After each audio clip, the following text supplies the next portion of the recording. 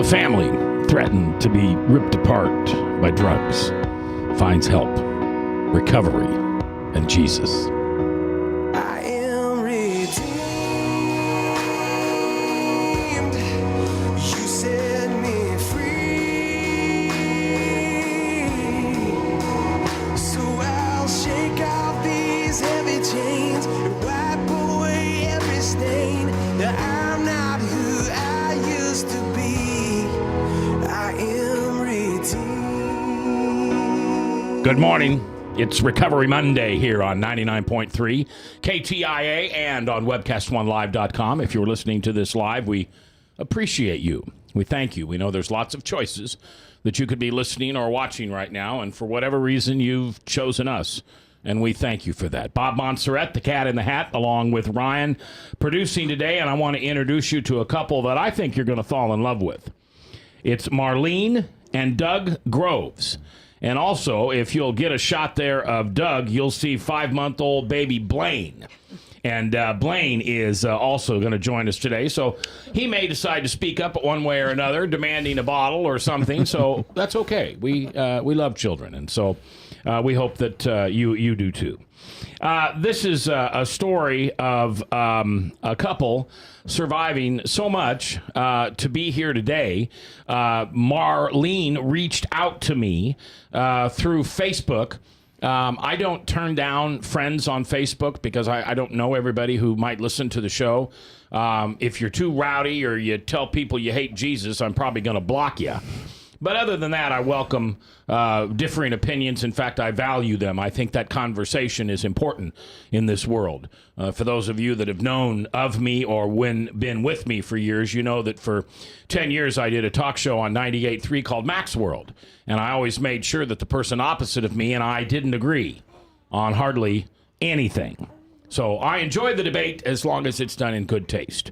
Where will be no debate today, however, you're going to hear the story of two people who have successfully overcome drugs and alcohol because they are, and they can be, and they are today the most destructive things in our community when abused. When used properly, you can help deaden pain. You can enjoy a social time with friends. You can fix cholesterol, and you can help yourself live as a diabetic when drugs are used properly, when alcohol is used properly. But unfortunately, the accuser loves for God's children to get addicted to things that will eventually take our lives, and certainly, as we use, keep us out of the light of the Holy Spirit and in the darkness of the accuser. So that's kind of the story you're going to hear today. All right, I want to introduce you first to Marlene. Marlene, where's home? Des Moines, Iowa. Were you born and raised here? I was born in Omaha, Nebraska, but I've been raised in Des Moines, Iowa. So are you a Cornhusker fan then? No, not really. Not really, okay. So what school did you graduate from, high school? Actually, Hoover. Hoover, those Huskies. Yeah. And what year was that? 99. 99, okay. And Doug, where did you graduate from high school? I did not graduate. I got my GED from Denison Job Corps, and where I studied to be a bricklayer. Okay. Now, how long have you two been a couple? Well, I mean, you're married. Right. But how long have you been a couple? It was on and off since she was probably 14 years old, and I was about 17, 18, I'm not sure exactly, but it was somewhere in there. But I knew her from, I don't know, was it your mom living in that apartment complex? And her sister knew my brother, kind of a thing. And so I've known her and probably been a couple with her probably 4 or 5 times from the age of 14 until we got married and stuff. Before the Army, before I went to the Army, and after I got back from the Army. Thank you for serving. Thank you. When did you serve? And 99 to 02. Oh, wow. Okay. You were there when 9/11 hit. Yes. Where were you when that happened? I was standing in the DFAC holding my tray, and we all stared at the TV and could not believe what was going on. I was stationed at Fort Stewart. Georgia, and it was a most shocking thing I'd ever seen. The soldiers just rallied around each other and stood up for that. But I was ETSing, I was doing some other things, so I didn't go to Afghanistan or nothing. Okay. All right. And Marlene, I'm sorry, I keep saying your name wrong. That's okay. I do, Bob. Tell her it's not personal. It's normal. Yeah, it's normal that I do that. Tell me what life has been like for you since you were 14 or 15 years old. I don't know. My mom was into drugs when I was a child, so my rights were terminated. My mom's rights were terminated for me when I was about 14 years old. Okay. I was the first person to graduate from independent living. I lived on my own. The state kind of helped. They watched over me and stuff. I lived in my own apartment. So I was the first person to ever graduate from independent living. Then I graduated high school, went on to college. So Where'd you go to college at? I just went to DMAC, lived out in the dorms out there. Okay. I graduated in 2006 from DMAC. So, and then went on for social science. So what did you want to be when you grew up? Well, I always, because of what my mom's was going through, I always kind of wanted to do some sort of like social work or something like that. And then obviously when I started having my own issues, that's when I decided I'd want to do something like that, chemical dependency and stuff. So, Okay. How is your mom today? She died of a drug overdose 4 years ago. I'm sorry. What was the drug? She died of a combination of like anxiety, I think it was Klonopin and methadone. So Okay. Can you talk about that for a minute? yeah. Can you? How did that? First of all, where were you when you heard she died? I was at my mother-in-law's house with my husband. Okay. And the phone rings. It was my sister. Okay. Yeah. And she says, She said, I just walked into Mom's house and she's dead, Marlene, she's dead. okay. Surprised? Yeah. I just seen her less than 12 hours before that. So I was really surprised. Was she, what was her name? Her name was Pat. Her name was Aaliyah, but she went by Patty. Okay. Was Patty functional in society? Did she work? Did she have a job? Did she? No. No. Where did her drug abuse and addiction come from? Her mother was an alcoholic, but she started becoming on drugs when I was like 11 years old. We had a pretty normal life up until then. Besides, my parents were always in domestic violence situations, but my mom started using drugs, and it just kind of snowballed from there. How did your mother's death of overdose impact your decision to either get sober and clean or not affect? It was the opposite. I did not. I was actually so high at her funeral that I have a 12-year-old son named Noah. He was 8 at the time. He kept saying, "Mama, wake up. Mama, wake up." I was so high on prescription medication. And you chose to be that high because why? I just didn't want to deal with it. Didn't want to deal with it. Okay. Now, were you a part of Marlene's life when that happened? Yes. You were together? Yes. Okay. Were you married yet? Yes. Mm-hmm. Okay. Newlyweds, pretty much. How did you take it? At the time, I was dealing with my own demons and stuff, and because of Marlene had as soon as it happened, she just kind of wanted to be just high all the time, didn't want to think about nothing. And I guess I have to in some way understand that, because when I would deal with some of my problems in the same way at times, and I can't really I can't explain how it really affected us so much, as it seemed to keep us high all the time. She was dealing with it with more pills and stuff like that, and not wanting to think about it or talk about it. And when she would talk about it, she'd be very emotional, and I guess that would be a normal reaction for some absolutely. people. Now, where was your father? My real dad walked out of our life my mom and dad lost us when I was 8 months old, and he didn't want to do anything that the Department of Human Services asked them to do. So my mom had to pick between our children and him, and obviously she picked us at the time. So he was nowhere around. Then my mom got married to my stepdad. His name's Ron, and he was an alcoholic, so he was in and out of prison my whole life. So In any relationship with bio dad? actually, just a couple of years ago, met him on Facebook. Hey, what's up? Sometimes he'll disappear for like a year, and then he'll come back. And right now, he wants to be a part of my life. So it's just kind of weird. You never know. Tomorrow he'll unfriend me or block me, and I won't, because he's done that before. So not because we've gotten in an argument, just he was actually addicted to prescription medication as well. Okay. Where do you get these pills? If I can, and don't say anybody's name. Oh, absolutely Okay. not. But do you get a prescription for them and then you just abuse the prescription, or do you buy them on the street? Both, I would say. Okay, because I don't know about you. I'd be scared to death to buy anything and take anything that comes off the streets that's in a, what do they call those, capsules? Mm-hmm. Because they can take them apart and then put other stuff in them. But that didn't scare you. No. Okay. Most of those painkillers that you get from the hospital, or the ones that are sold on the street, most of them aren't in the capsule form, Okay. and they have markings They're a on tablet. them. Exactly, they would have markings on them that a pill addict would recognize, or something like that. And so there's no alcohol. I mean, you drank, but that isn't an issue. I didn't drink. I've never been a drinker. No. Okay. Do you drink? Once in a while, yeah. Okay, but that's not the challenge. It's not tearing my life apart or Yeah, nothing right. like that. All right.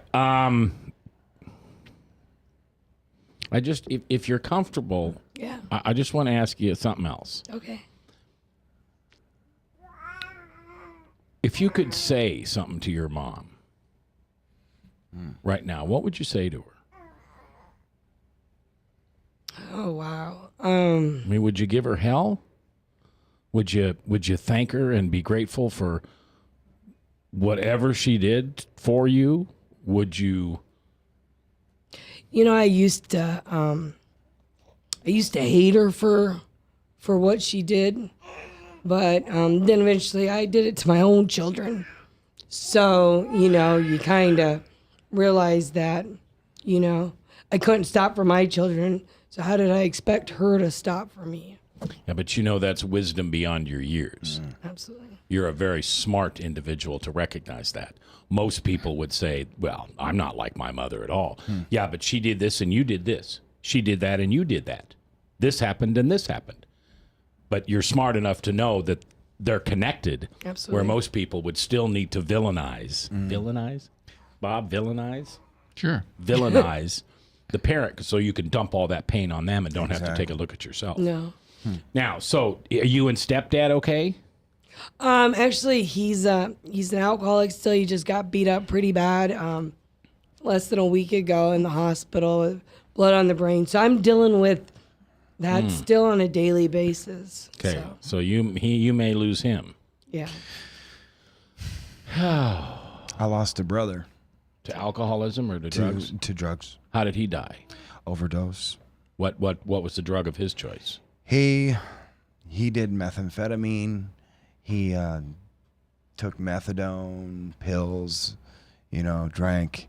It was the combination of a bunch of things in one night, and it stopped his breathing. All right, when we come back, we're going to take our break, and when we come back, I'll learn about your family. Okay. Now, you said you had a sister, Marlene, I got two sisters, older, younger. both older. Okay, and they're in treatment. They have no problems. Oh no, they got lots of problems.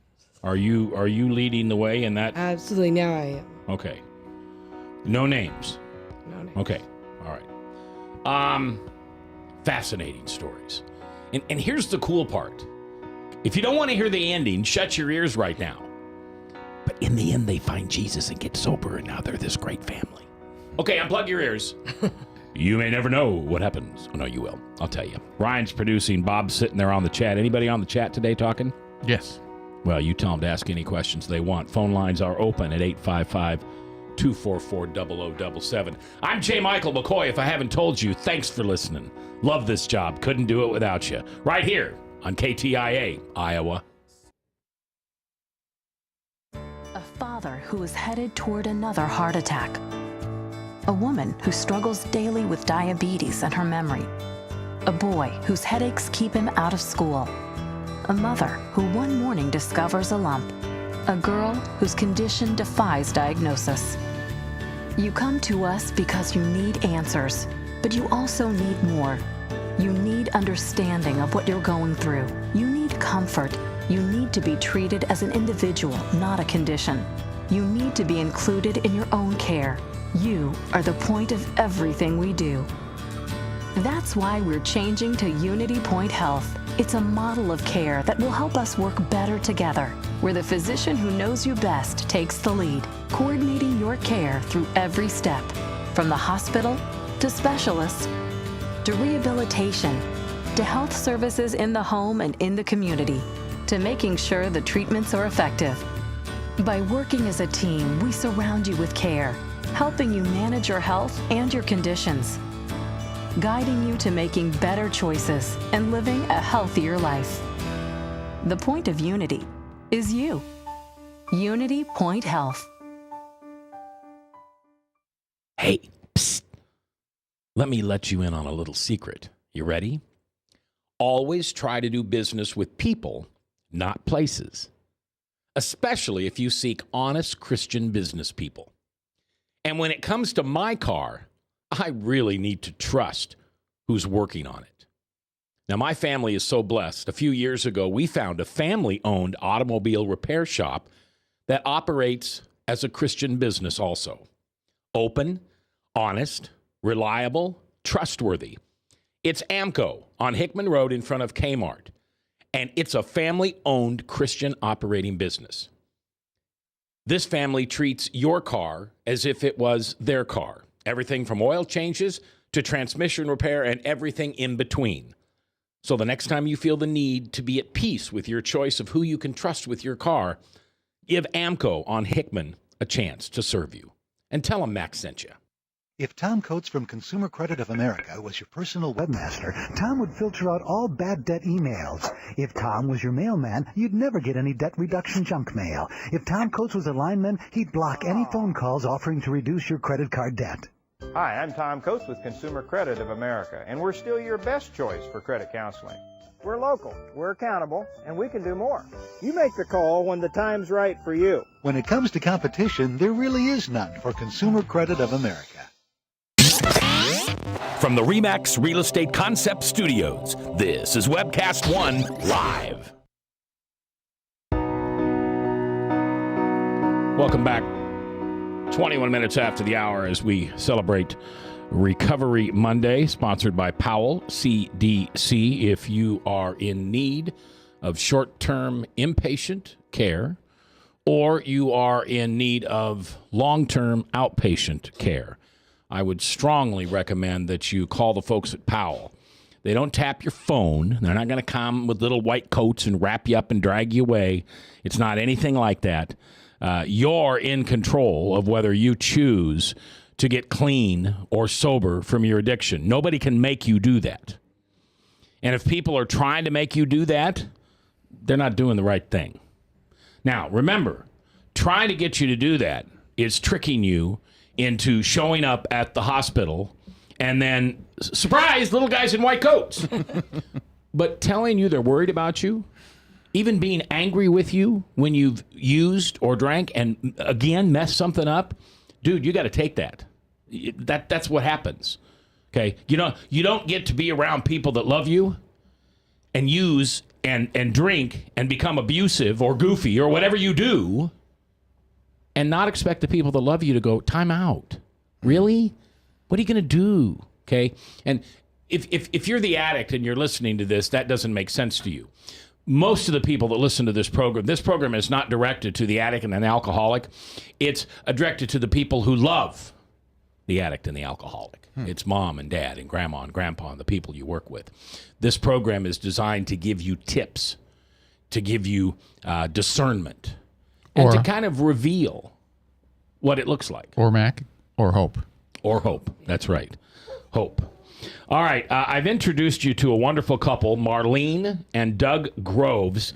When we went to break, I had to cut Marlene off, but you've got 2 sisters, and one of them's just doing a great job.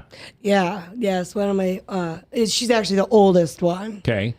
And she's figuring this program out and everything like that? Yeah. She took a couple obstacles, and she's suffered dearly, but now she's doing an amazing job. So I'm very proud of her. Good. I'm actually able to have a relationship with her now. So. Isn't that fun? Yeah, Yes. because I cut them out, both my sisters out for quite a while. So it's really nice to have a relationship. Why did you cut them out? Nothing personal. But No, right, no. In other words, here's what I'm asking. Did you decide you didn't want to be around them anymore, or was it just too hard to be around them, so you cut them out? I'm the one that decided to cut them out. I could not. I couldn't stay sober being around them. Okay. That's pretty much what it was. All right. Now, Doug, your mother's been vital in your life, and especially in this portion of your life, because she gives a home to your son. Yes. Is that right? How old is your other son? He is 5. 5. And you lost custody of that child from the state. Yes. And your mother stepped up and decided to care for that child. Yes. So that child can remain in your life. Yes. Now, where is your biological father? He lives here in Des Moines. Okay. And Do you see him? Do you have a relationship with him?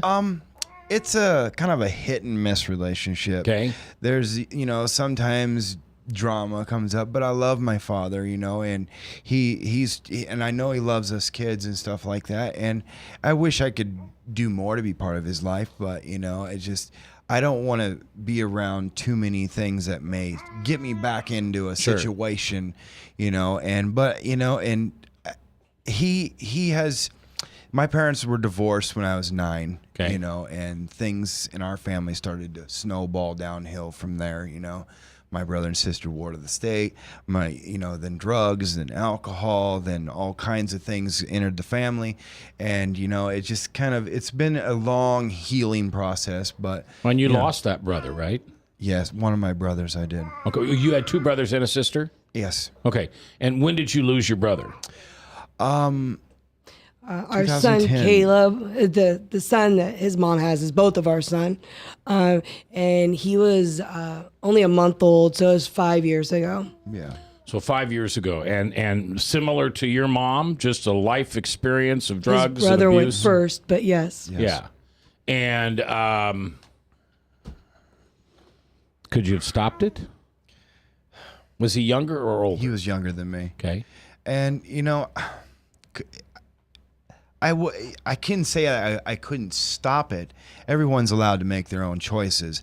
And when I'm using at that same time, or I'm on pills and I'm drinking and stuff like that, being a hypocrite and pointing a finger saying you need to stop, and while I'm doing something at the same time, it's almost one of those catch-22 situations. Sure. You want to help, you see them that they need help, you need help yourself. And you just don't know how to stop things at times, and yet even though you want to stop, and Was he worse, quote unquote? I'm using air quotes for those of you just listening. Was he worse than you? not necessarily. I mean, he had his demons, I had mine. But you're alive and married to a beautiful woman, and you have this incredible child in your head. How come he didn't? He has a little girl, and she lives with her mom, and she comes to see us and my mom and stuff. We were just this last weekend with her. She understands her dad's dead. How old is she? She is 9. 9. So she was 4 at the time. Mm-hmm. Wow. She realizes, and and she's a beautiful girl, and as long as she's got people from where her father came from that show her love. Yeah. It's a way for her to remember. It's a way for her to hold on to something. Okay. So. All right. My guests today are Marlene and Doug Groves, and the faint little sound in the background is 5-month-old Blaine, who's doing really good and being a good boy. And we're not going to kick him out of here if he starts to whimper and whine. In fact, we may just put him in front of the microphone. And we can ask you some tough questions, can't we, Blaine? That's right. You can tell me. Is it the big red dog, or is it the yellow sponge pants? He's a yellow sponge pants. He is. Okay, good. So why pain pills? Actually, I was against all drugs, and then I broke some ribs, and the doctor prescribed them to me. And first time that they put an IV of morphine in me, I was like, wow, that's different. So I liked it, and then I caught pneumonia on top of that. So they prescribed it to me for about 2 or 3 months, and then when they pulled them from me, I didn't want to stop taking them. Yeah. And that's how it started.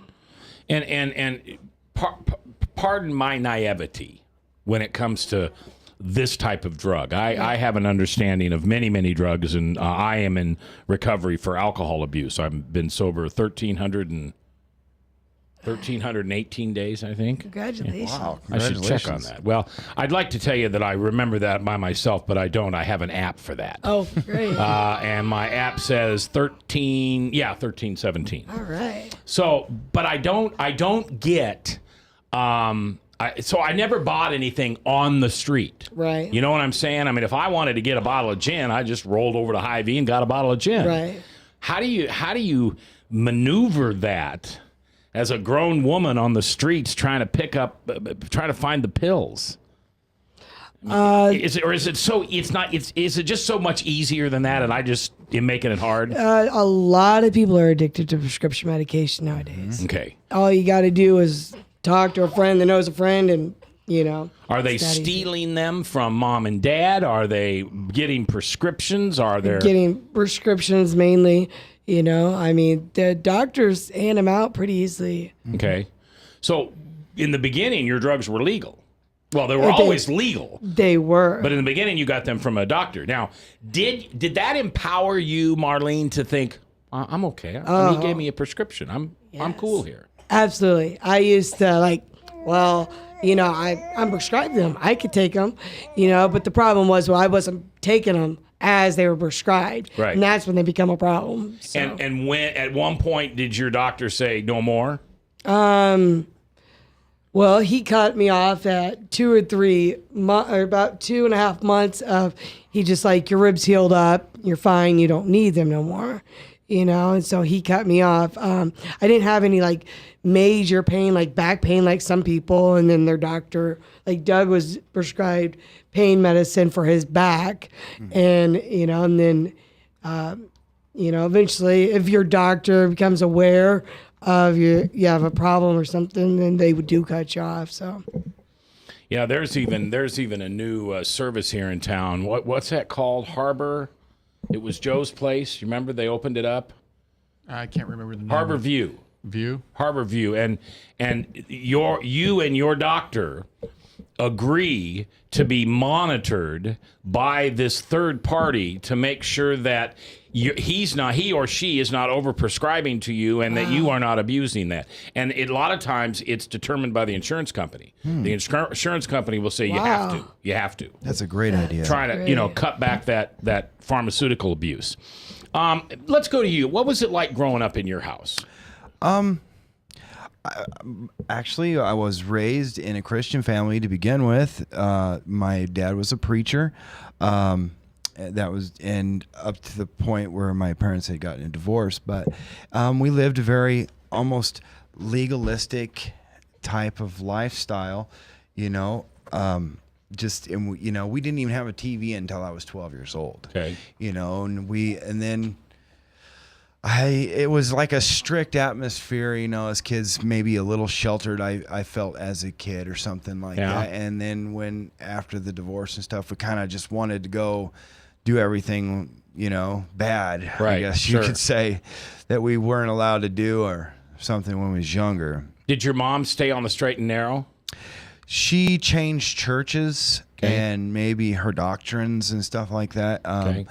She was following my father's doctrine and what he believed in at the time. So I guess I can understand why maybe Absolutely. after the divorce, a different change of heart. I'm a little bitter here, and I doubt if I'm going to follow my former husband's ways. Absolutely. Right. Yeah, no, yeah. Because Jesus is still in the middle, right? Absolutely. Okay, so we're just red doors, blue doors, yellow doors, pink doors. Okay. Look like doors.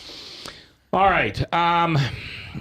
So what's our time? We have 2 minutes before a break. When you heard your brother died, that changed your addiction? Marlene said hers ramped up. For a moment, it did. I was like, I don't ever want to touch these pills again. If I hear anybody in the family's touching them, I'm going to tell on you and this and that. I was hurt that my brother had died. It was a little too late for me to do anything about it. So I felt like I would fight for the reason of sobriety or something like that. It didn't last too long. I was back on the pills, shortly afterwards, and finally, it was pretty much her going to jail with me being in the house alone with the baby, and it hit home. And I was like, what are we doing here? What are we doing here? What am I, What'd you go to jail for? Um, If you don't want to say you no, don't have you're to. fine. Identity theft. Identity theft. Yeah, I used my sister's name at Broadlawns Medical Center to try to get pain pills. Well, the accuser will do and use any way he can to drag us into the darkness. Absolutely. And he's a tough guy out there, but we've got a God who's greater than him, and we've got a Holy Spirit that walks with us, and we've got an example in Jesus. Amen. And with those three things, Satan, go away.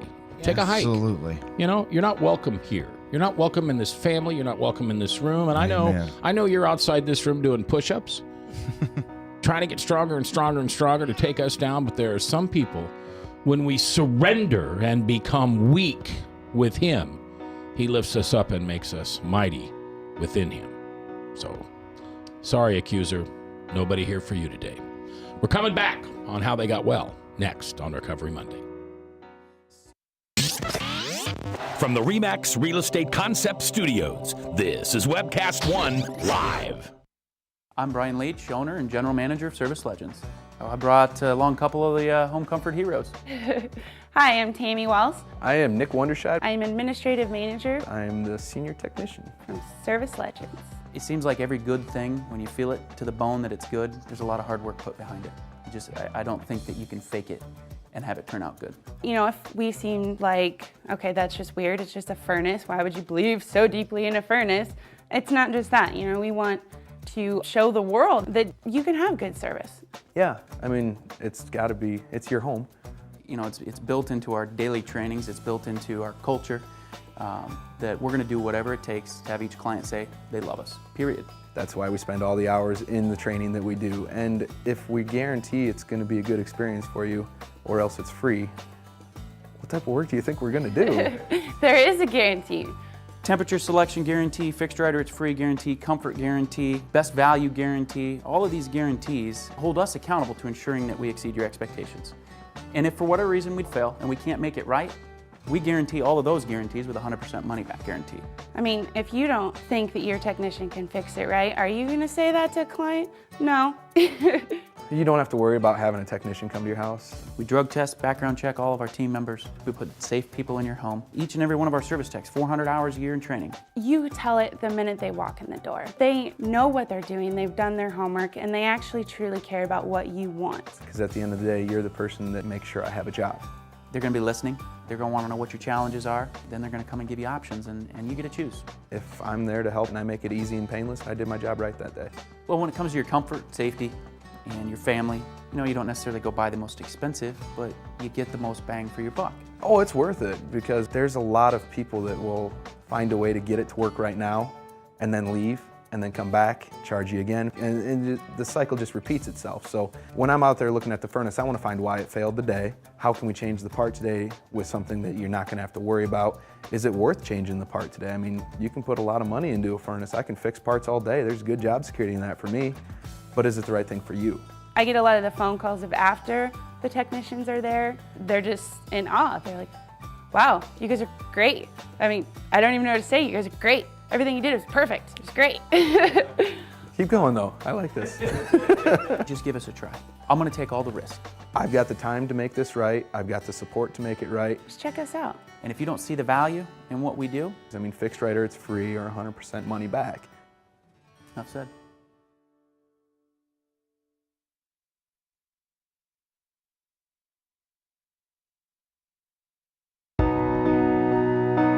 It's 22 before the top. Salem Radio Network News at 4, and then at 4:03, it's True Blue with Pastor Michael Mudloff from Westkirk Presbyterian Church here on 99.3 KTIA. Brad Zahn will join Tom Coates and I tomorrow, and we'll talk about some of the legislative plans for the upcoming legislative session and some of the stuff that's going on a national basis. A federal judge did rule today that the NSA's program of listening to you and I and the Chancellor of Germany and the head of South Korea is unconstitutional.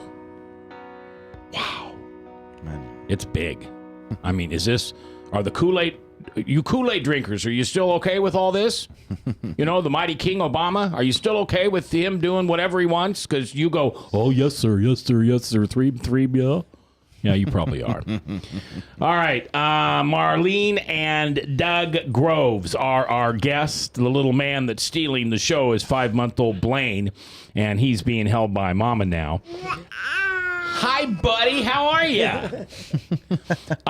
Marlene, what was the bottom? Did you hit a bottom? Is there a bottom in your story, or is there multiple bumps? What happened? Well, I had quite a bit of bumps, I would say, but I would have to say the bottom was for me was being in handcuffs and shackles. Doug walked away from me when I went to jail, and also my rights were terminated with our son Caleb. I spent 4 months in jail in Polk County. I went to Mount Pleasant treatment while I was there. That's what the judge ordered. After that, I went to Bernie Lorenz for 90 days. So that, I think the bottom for me was, my rights were terminated with my kid. My husband wanted nothing else to do with me. I mean, he was using drugs too, but I was off a little bit, just. When you're high, what are you like? Are you a chatterbox? Are you sleeping? I'm sleeping. I'm mean. Okay. Very mean to people. Did you see the face change on her when she said that? She can be mean, can't she? Oh, she can reach right in there. Yeah, knows which buttons to push. What about when you're high? What are you like? Are you mean? I don't know. Are you abusive verbally or physically? Maybe verbally. I am abusive verbally. Sometimes I try to tear down people or something like that. I sometimes I want to be left alone, or I want to go do my own thing. Isolation. Isolate, or something. I mean, it usually there was no real one thing I wanted to do, but except just get high, whatever the moment was. Could you work while high? Yeah, at times I could. At times. So you're a painter. Yes. And so you just paint. I mean, we don't mean artist. You're a home painter, commercial painter. Yes. So you would you take the drugs while you were at work? No. Well, I mean, back a ways back when I was doing construction and stuff, working for our pastor, I would come to work high all the time. Things after cleaning up and stuff like that. That's not what's happening. But back then, I was going to work high. Sometimes that was the only way I could get to work. I have to be high just to get up out of bed. Yeah. Or keep, just to, put my clothes on to get to work. Yeah. A lot of people will tell you or ask someone if a lot of normies are people who don't have a disease of addiction of any kind. At least they don't think they do. They think that the idea of having to get up in the morning and medicate proves that you are an addict. Mm-hmm. And that's not true, because believe it or not, most of us medicate in one way or another. Some people it's coffee. Some people it's caffeine and Mellow Yellow or Diet Coke. Some people it's just putting on that big girl pair of pants and that big girl makeup and going out and facing the world behind the facade of here's what I want you to see. So don't think for one moment listening to this program that just because you don't take pills or you don't drink alcohol, that you don't have a place that the accuser has been able to sneak in and create a relationship with you. Maybe it's not as dark as those of us who have alcohol or drug issues, but it's dark enough. It's dark enough to keep you away from the light of Jesus Christ on an every minute, every day, every hour, all my life basis. Amen. We do the program to help you understand that. You know, it's funny, in the 12 steps of alcoholism and getting well, only the first step uses the word alcohol. I think it's the same way in NA. It's all about creating that relationship with your higher power, surrendering, turning it over, living life on life's terms. You know, I think you must be an amazing son to allow your child to live with your mother and not have not take control, because you would be taking something that isn't yours, but still taking control of that child, but yet you don't. No. Why? Where does that come from? There's got to be a goodness within you that people need to see more often. I know what it did to me and my brothers and sister when my parents were divorced, and there was that division between my parents. It was the pitting the kids this week against you, the pitting the kids this week against you. And all it ended up doing in the end was damaging the kids. Right. And you know, my hold on. Did you hear that? Grandma, Grandpa, you're watching your kids get divorced, and you're picking sides, and you say not so nice things about the mom and dad who isn't your kid? Don't do that. What he just said is unbelievably powerful. Say it again. It damages the children. They are what they learn. They are what they see. They are what's around them. And if you bring that atmosphere to your children and you say, don't like grandma this week because I want you to go be bad so that grandma gets sick of you and so you can come home with me, or, you know, whatever it may be, you know, it's only going to damage the kid in the long run, because it happened with me and my brothers and sisters. We ended up having our hearts full of bitterness and hate, not just for picking sides with one parent, but for both of them. Yeah. Yeah, and it is my arrogant and overstated opinion that believes that divorce is the reason we are where we are in 2013. Absolutely. In the 50s and 60s, we should have told our grandparents, no. You can't. You just. I don't care if it's just for the kids. Stay. Absolutely. And then when we forced mom to go into the workplace, and now you had latchkey kids, and you had kids coming home late in the afternoon, and not having anybody at home, and you remember that. Yeah, absolutely. What do? You play video games. You watch what you want on TV. You fill your mind with things that make you feel abandoned and betrayed. Absolutely. Because there's a hole in your heart, because God intended for mom and dad together to raise that nuclear family. And you know, that's why we're still together at this point. When we lost Caleb and she says that I was a point where I disappeared, you know, DHS has their reasons of why they exist. But, you know, sometimes they can also abuse their reason of why they exist. They're telling me to divorce her, to leave her behind. You'll never get your son back if you don't. And lots of prayer and lots of seeing and knowing how much I love her, regardless of what was going to happen with us losing Caleb, that if my son did go to my mom's house and live with my mom, the only thing that would have mattered in the end is to see mom and dad together. They both went through that pain. They're both coming out of the pain. They're both getting sober. They're both doing the right thing, and they're both loving me, and they're both loving each other. And that was the most important thing I realized. That's the only thing that, in the end, if I do get my son back, that's the only hope I can hold on to. That's the only thing that God's going to bless me with if I continue to hold my vow. And you know that'll come. I'm hoping so. No, you move beyond hope. It'll come. That's the way the light works in the world.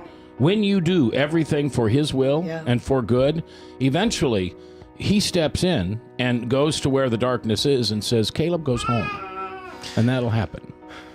All right, we're going to take our last break, and we're going to let Blaine sing when he comes back because we want to hear this kid's lungs. I'm J. Michael McCoy. If I haven't told you lately, thanks for listening. Love this job. Couldn't do it without you. Right here on 99.3 KTIA, Iowa. A father who is headed toward another heart attack. A woman who struggles daily with diabetes and her memory. A boy whose headaches keep him out of school. A mother who one morning discovers a lump. A girl whose condition defies diagnosis. You come to us because you need answers, but you also need more. You need understanding of what you're going through. You need comfort. You need to be treated as an individual, not a condition. You need to be included in your own care. You are the point of everything we do. That's why we're changing to Unity Point Health. It's a model of care that will help us work better together, where the physician who knows you best takes the lead, coordinating your care through every step, from the hospital to specialists to rehabilitation to health services in the home and in the community, to making sure the treatments are effective. By working as a team, we surround you with care, helping you manage your health and your conditions, guiding you to making better choices and living a healthier life. The point of Unity is you. Unity Point Health.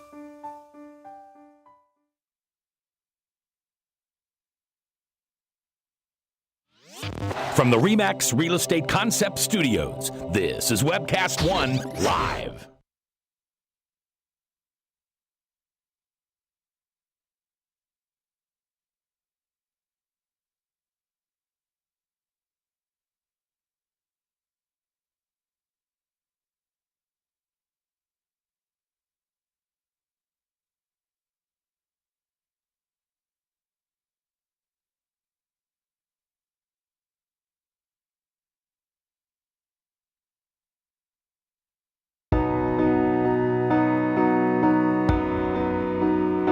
We're back. 10 before the hour on this 16th day of December. We are just a few days, literally a little over a week from Christmas 2013. I don't know how it happens. It just does. It just sneaks up on us.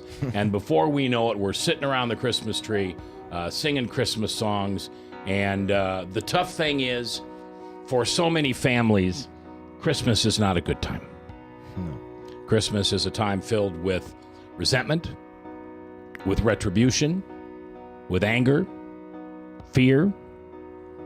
It forces us to be around people that reminds us of who we used to be or who we don't want to be. There's a saying that family is a petri dish for resentments.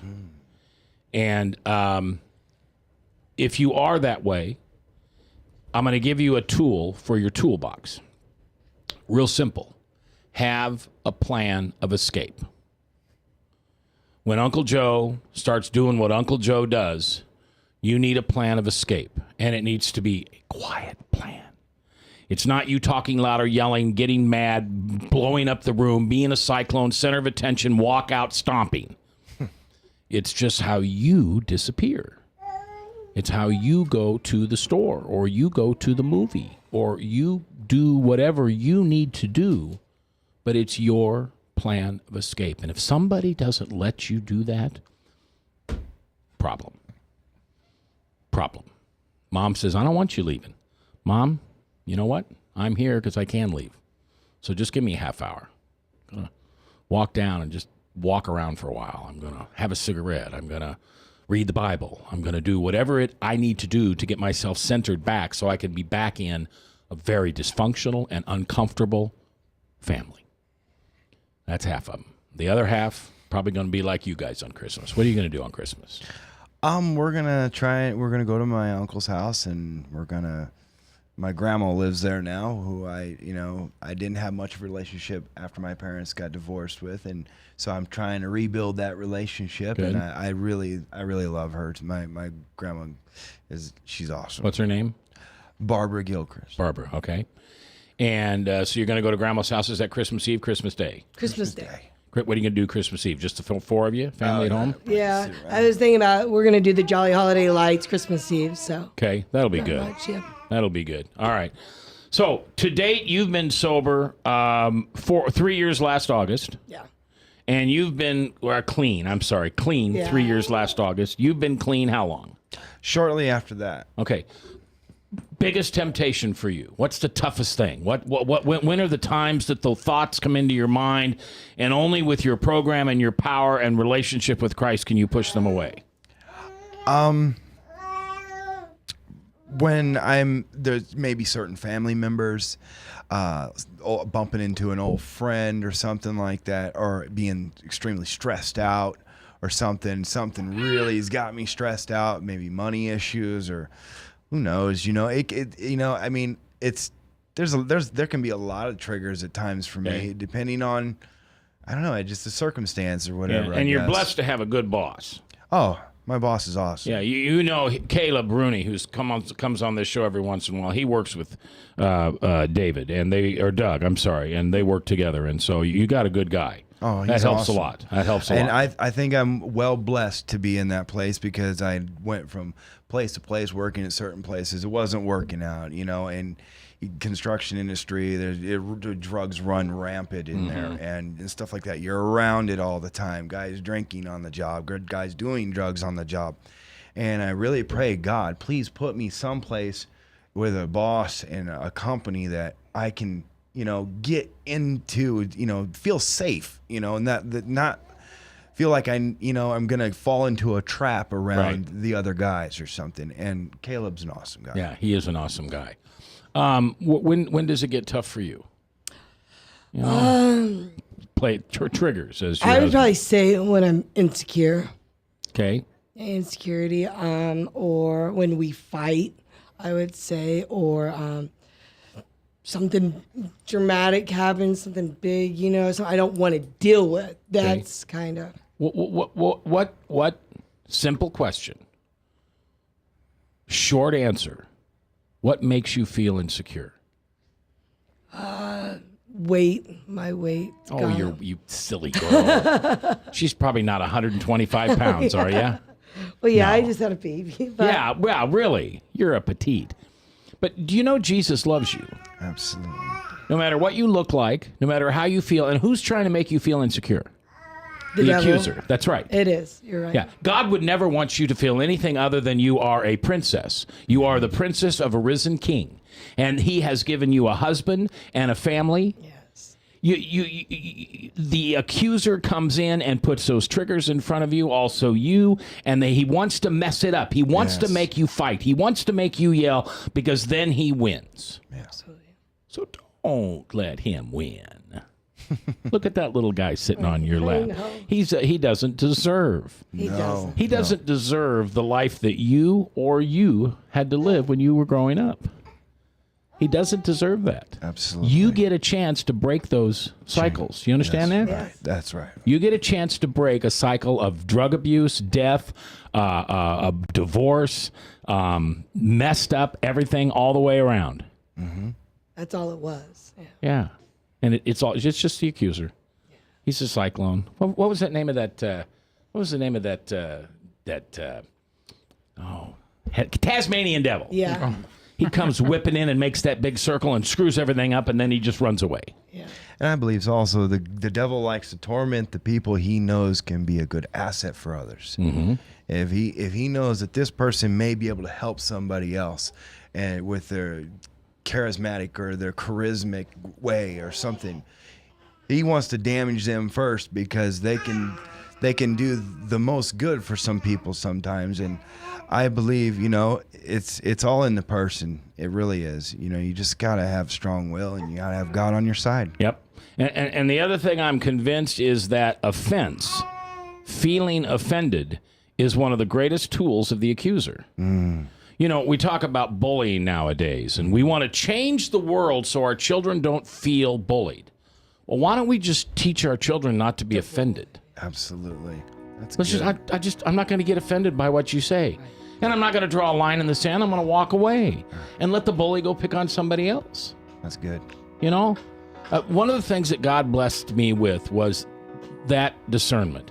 And then I apply it. And I could you get me offended? Sure you could. Bob probably knows the buttons to push to get me offended. But for the most part, I just don't go there anymore. Because all somebody's trying to do is to control me and change the relationship, change the conversation. Right. That's right. All right, Marlene, you did good. Thank you. Thanks for getting a hold of me on Facebook. Absolutely. Doug, love you, brother. You're Thank a good you. husband. Thank You're you. a good father. You're Thank doing you. good things in your life. You're on the right road. You know and that what doesn't time- mean you won't have a little darkness. But Jesus is there. Just go to him. He's right there. He's right there in your hand. And Pray if he's without not, ceasing. Is that right? Yeah, and if he's not there, you call me. I will. Because I always know where he's at. All right, Bob, thanks for being here today. Blaine, you be good. God loves you. And Ryan, thanks for producing. Tom Coates and I back tomorrow with Brad Zahn. Until we see each other again, do one thing for me, please. Just one. Just one. Just